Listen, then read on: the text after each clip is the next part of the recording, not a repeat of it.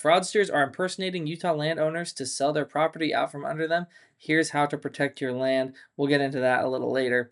This happened in Sandy. One day, the owner's just out feeding their horses. Some random guy pulls up, parks on the property, and says, "Hey, I'm here to check out this property. I want to buy it." And they say, "Well, it's not for sale." He says, "I beg to differ." Pulls out his phone, shows them on the MLS. So they immediately call the real estate agent, the listing agent, right? It says he did some investigation, pulled the listing off right away. He just says, "Oh yeah, I was scammed. I've been in this business 25 years and would never imagine that this would have come along." He got a call from someone basically just impersonating the owner, right? They're looking to sell the land urgently. All the details that the agent was fed matched up with a background check. Everything is just so legit, so legitimate, all the way down to the signatures on the document. One of the two main ways a fraudster will try to commit this kind of real estate fraud is they're just going to try to impersonate you.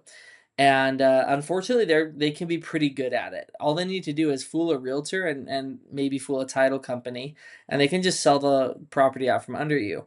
So how can they be this convincing? Well, you got to think about it, right? Like, how many times have you been notified by like a big company, a large retailer, for example? "Hey, data breach. Your data may have been compromised. Someone got access to all of our store credit card files," or whatever. They've got the information, you guys. We have seen fraudsters produce photographs of real owners, real driver's licenses. Like, it's crazy how much information they actually have. I mean, it fooled this guy. I guarantee the FBI estimates that for every one of these we catch, there's 10 that we don't. So this is really happening, and that's just one of the ways the fraudsters are trying to go about it. They just have to be convincing enough and find someone who is, hungry for the deal. And this guy even did a background check, and he was still fooled. So what can you do? Really, unfortunately, the only solution they offer here in this article is they say, well, set up for free title alerts with the county recorder's office.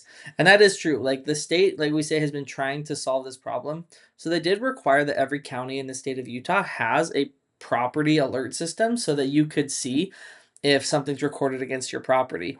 And that's great, but like, we've talked to county recorders and they're like, yeah, well, it won't eliminate fraud, but at least you'll know.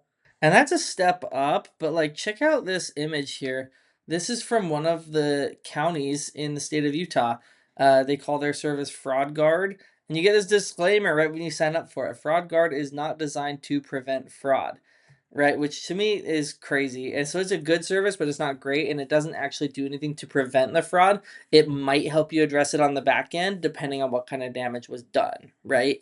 Now our goal at Real Property Vault is we just don't even want you to get to that point. Our goal is let's figure out a way to stop this on the front end before it ever happens.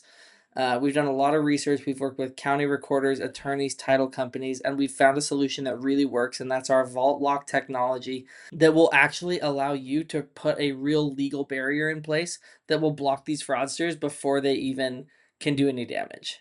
Say they weren't lucky enough to catch this before it's sold. But when it gets to a title company to transfer the title, they're going to have to get past our vault lock to be able to do anything. Anyway, guys, check out this story. There's a link in the description. Our goal is to stop fraud before it happens, and that's exactly what our vault protection, our vault lock does, is it stops this from ever going anywhere, right? This one, they caught it because it was lucky. Unfortunately, there's probably a lot more that don't get caught because not everyone can be lucky enough to actually catch the buyer looking at their house. So I want to share the story with you guys, and there will be more to come.